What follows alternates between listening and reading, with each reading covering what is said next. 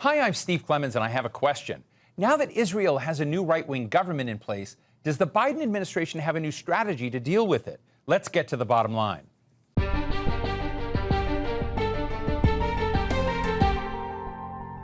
The Middle East has long been put on the back burner by U.S. administrations, but there's been a flurry of diplomatic activity after Israel held its latest elections. President Joe Biden sent his national security advisor, Jake Sullivan, to meet with Israeli and Palestinian leaders last week, and now his Secretary of State, Antony Blinken, is going next week. Israeli Prime Minister Benjamin Netanyahu has stacked his new government with ministers who, let's face it, have a history of racism and incitement against Palestinians and is moving towards basically annexing the West Bank. That goes against official U.S. policy, which is to keep the door open to a Palestinian state. But is that still on the table? Or is U.S. policy toward Israel mainly focused on other regional issues like Iran and Saudi Arabia? Today we're talking with Professor Juan Cole, who teaches history at the University of Michigan and is the chief editor of Informed Comment, a website focused on U.S. foreign policy. Dr. Cole, it's so good to be talking with you again. Can you give our viewers a snapshot of the moment, both politically in Israel, politically in Palestine, and what Joe Biden is up to, sending his national security advisor and Secretary of State into Israel now? The Israeli political system is broken. The state has had several elections in just a couple of years, and they've had a great deal of difficulty putting together a ruling coalition that had any staying power. One of the problems had been that most center and center-right parties in Israel were reluctant to align with the Likud party, which is led by Benjamin Netanyahu. Netanyahu is on trial for corruption and is notoriously difficult to work with. They did put together a government last year that just lasted for a year, but only by the expediency of inviting essentially a Muslim Brotherhood party of Palestinian Israelis to join the government. It was the first time this had happened in Israeli history, and that was a very difficult coalition of 8 parties that didn't agree with one another, and it collapsed last summer, in part over the West Bank, because there's a law that extends Israeli law and administration to the squatters from Israel on Palestinian land in the West Bank. That was up for renewal, and the part of the coalition that was Palestinian Israelis declined to go along with voting it in. And so the government collapsed over that. They had new elections. And since the center-right didn't want to coalesce with Netanyahu, he wanted to put together a government. He was willing to cross red lines that had been there in Israeli politics and to invite into his cabinet members of very, very, very far-right parties. I mean, it would not be wrong to call them racist and fascist parties, leaders of which had, in fact, been convicted of racial incitement in the past. These were untouchable groups in previous Israeli politics, but Netanyahu wanted to be prime minister so much that he brought them in. And he not only brought them in, but gave them a great deal of power, including over the Palestinian occupied population in the Palestinian West Bank. Well, Netanyahu has made pronouncements that he wants to extend Israeli sovereignty everywhere, including the Negev and the West Bank, where there are substantial Palestinian Israeli populations. And there's talk of annexation of the West Bank or of parts of it. This is a huge public relations problem for the Biden administration. So I guess my question is, what, from your perspective, is not clicking in terms of Israel coming to terms with its immediate neighborhood, even though it had the Abraham Accords and even though it has normalized with other parts of the Arab world. Well, Steve, you make good points. It's kind of shocking to see a society like Israel's, which is full of highly educated people, the majority of whom have liberal values, being ruled by this kind of very far-right government. But on the other hand, let's look at it this way. First of all, Israel shouldn't be thought of as that different from other countries. Its GDP is kind of like Portugal's, and although people are well off in Israel, there's still poverty, and the per capita income is, is a middle-income country. So it's not a rich country. It's not Dubai, and moreover, it's an immigrant society, and this is very important for its political evolution. The first generation of politically active Israelis who came after World War II were many of them Holocaust survivors, were European, Central European Jews, and these are called Ashkenazim, and they tended to be left of center. The Labor Party kind of ruled the roost and dominated many institutions in Israeli society. But at the same time that they were coming, or a little later actually, riots broke out and various forms of persecution broke out in the Muslim world against Jews who were then identified with Israelis. And there was anger over the expulsion of the Palestinians in the formation of Israel in the Arab world. And so large numbers of people came to Israel who were Easterners. They were Sephardim or Mizrahim Jews, and they had very different values and customs and folkways than the Central European Jews did. So you were throwing Tunisians and Moroccans and Iranians in with Germans and Poles and so forth. And initially, the Eastern Jews were disadvantaged. They had the lowest jobs in society. They were menials, and there were demonstrations in 1965 on their part against the Ashkenazi dominance of everything.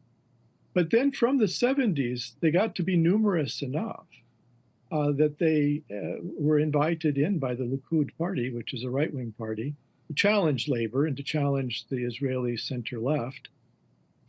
And they went for it with alacrity. And so you have this Middle Eastern Jewish community with Middle Eastern antecedents that hews to the right, feels, aggrieved in the same way, perhaps, that Trump's supporters in the United States felt aggrieved by their exclusion from the heights of Israeli society. And then in the 90s, you had a million post-Soviet people come in, Russians and Ukrainians and other people from the old East Bloc.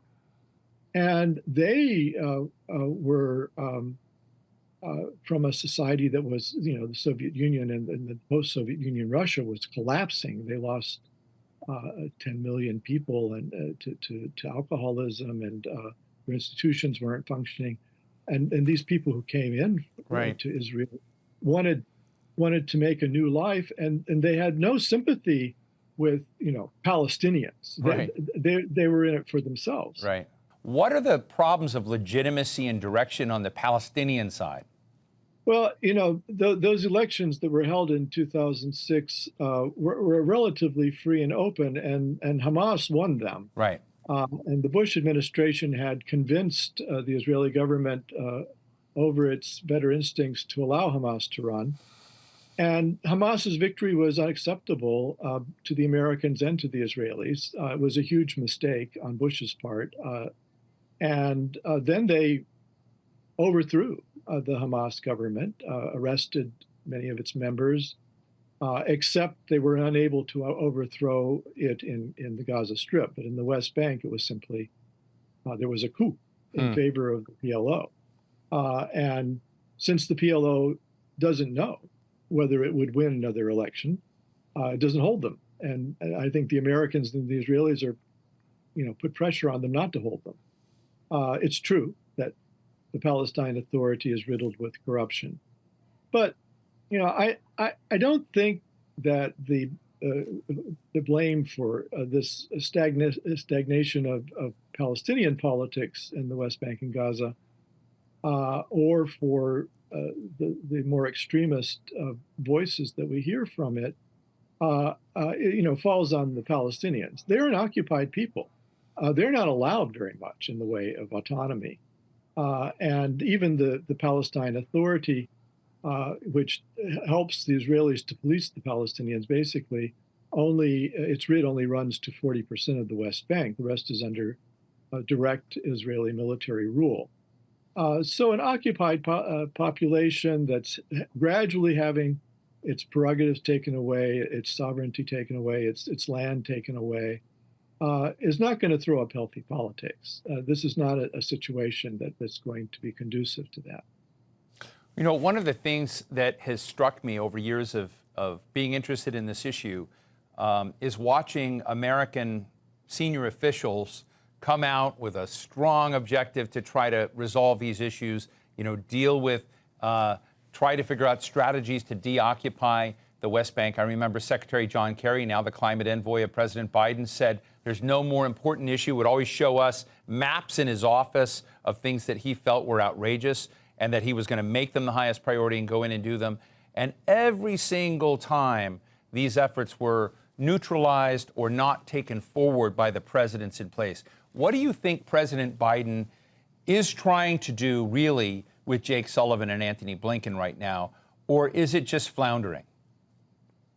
Well, I have a pretty cynical view of American policy on this, Steve. I think the Biden administration is among the more pro-Israeli administrations that we've seen. It's not going to play fair with the Palestinians.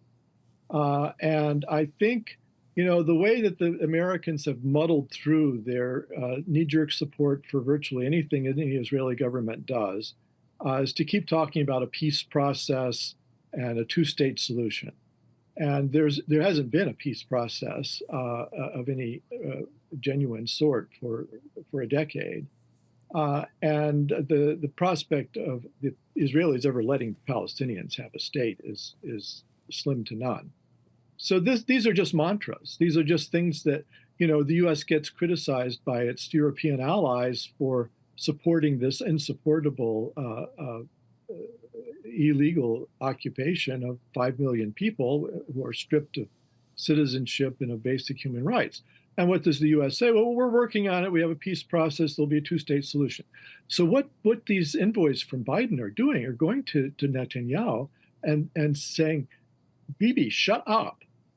You are upsetting the apple cart here because the things you are saying are incompatible with our mantras, incompatible with a two-state solution, incompatible with there being a peace process. I don't think the pressure is on him to do very much, but they just don't want him to give away the show and tell the world what exactly is happening. Well, another dimension here that I find interesting is Netanyahu seems to be indicating that they're very close to announcing, normalization of some sort with Saudi Arabia.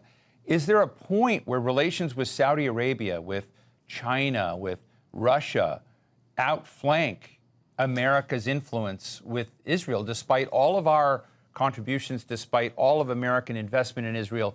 Is there a point geopolitically where Israel has options other than the United States?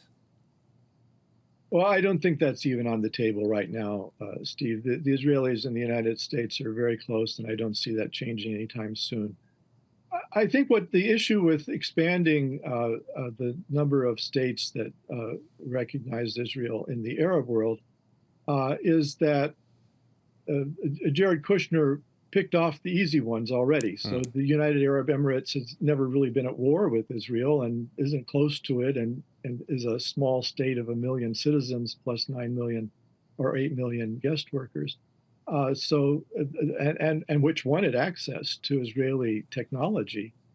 So they're doing great technological interchanges, the UAE and Israel. It was a marriage made in heaven from their point of view. And Bahrain is a tiny country in the Persian Gulf, which is deeply afraid of being annexed by Iran, would do anything to avoid that. And so even making friends with Israel, which is anti-Iranian, makes sense for them.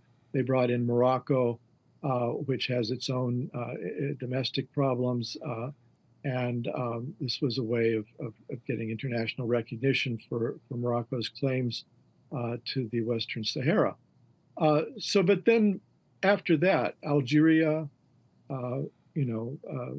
Syria, these other countries you're not going to so easily convince them. And even Saudi Arabia, the old guard in Saudi Arabia, King Salman and the people around him are dead set against normal relations with Israel until there's a Palestinian state.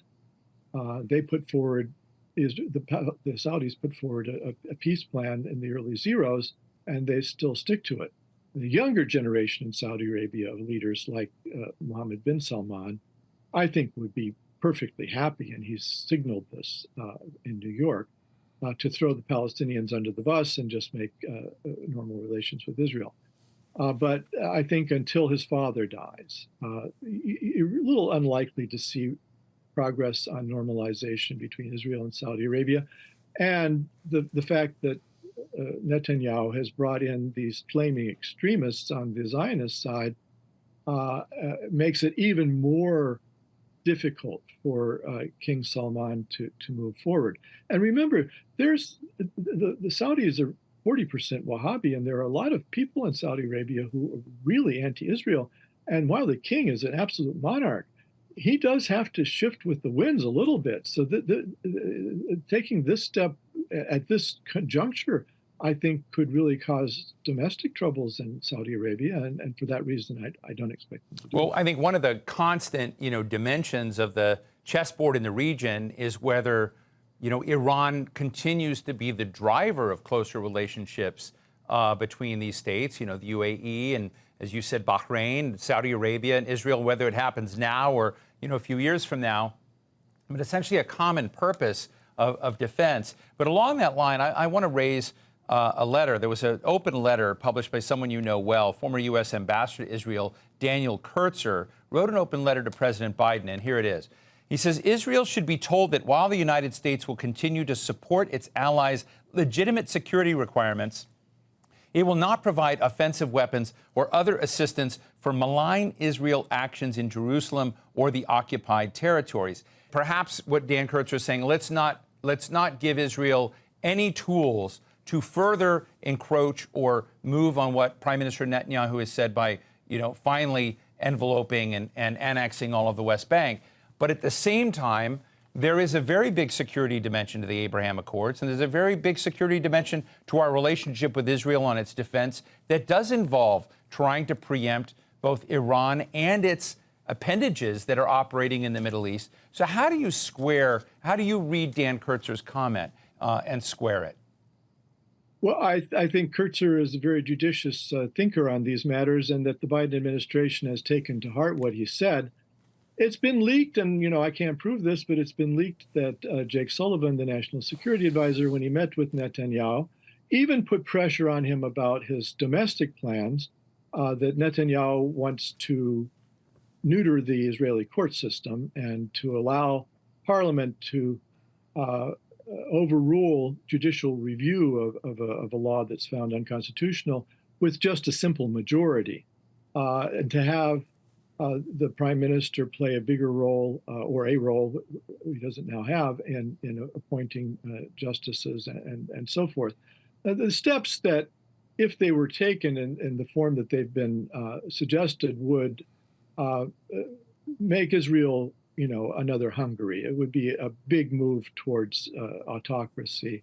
And it's leaked that Sullivan told him that if he does this to the courts, that it's going to make it very difficult for the Biden administration to get Israel many of the things that Israel wants from the U.S. Congress, because you have a 40 caucus, a progressive wing of the Biden Democratic Party, a 40-person caucus that is extremely upset about what's going on in Israel and the lack of progress towards rights for Palestinians.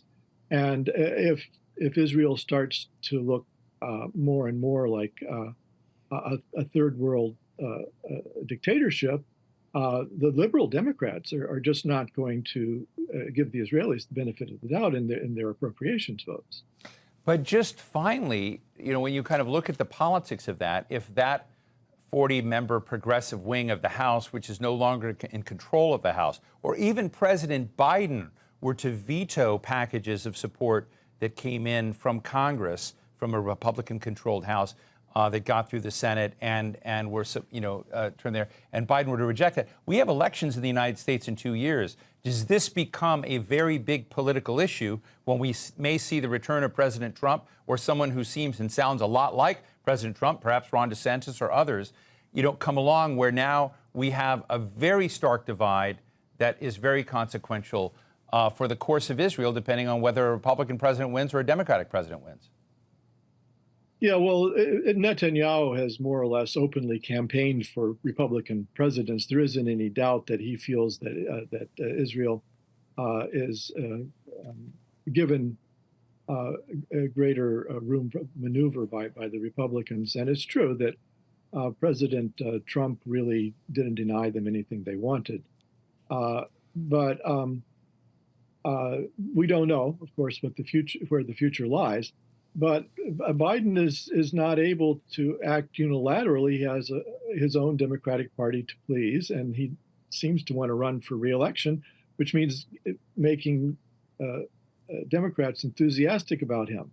Well, if you look at the polling, there are a lot of Democrats who are very upset with the Netanyahu government and the direction that Israel is going, and especially among the young people. And it appears that the youth vote, which is often called upon but seldom materializes, actually made a very significant difference in the midterms and helped Democrats avoid losing a lot of seats. So Biden is in a tough position because he has to make his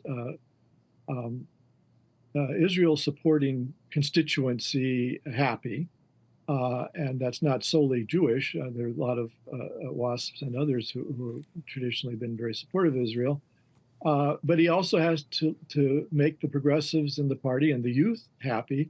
And right now, Netanyahu is presenting him with a scenario where it's very difficult or impossible to do both at the same time. And that's why I think Sullivan and others have been trying to signal to Netanyahu to stop talking about these things in public. Never enough time. Global affairs analyst and University of Michigan Professor Juan Cole, thank you so much for sharing your thoughts with us today. Thanks for having me on, Steve. So what's the bottom line? Israeli society has veered to the right, and even though there are many Israelis who lament their current situation, for now the rejectionists are in power, and there doesn't seem to be a chance for a lasting resolution. At the same time, the Palestinian leadership doesn't inspire much hope either, as Mahmoud Abbas remains in power and continues to delay or cancel fair elections. This month, he began his 18th year as president in a term that should have ended in 2009. But history doesn't move in a straight line. The extremism and, dare I say, racism that has now become part of the prevailing leadership of Israel may in fact finally trigger a political alternative that is long overdue in Israel, and a smarter, less corrupt generation on both sides that says enough is enough. Until then, any U.S. president will probably wait it out. And that's, sadly, the bottom line.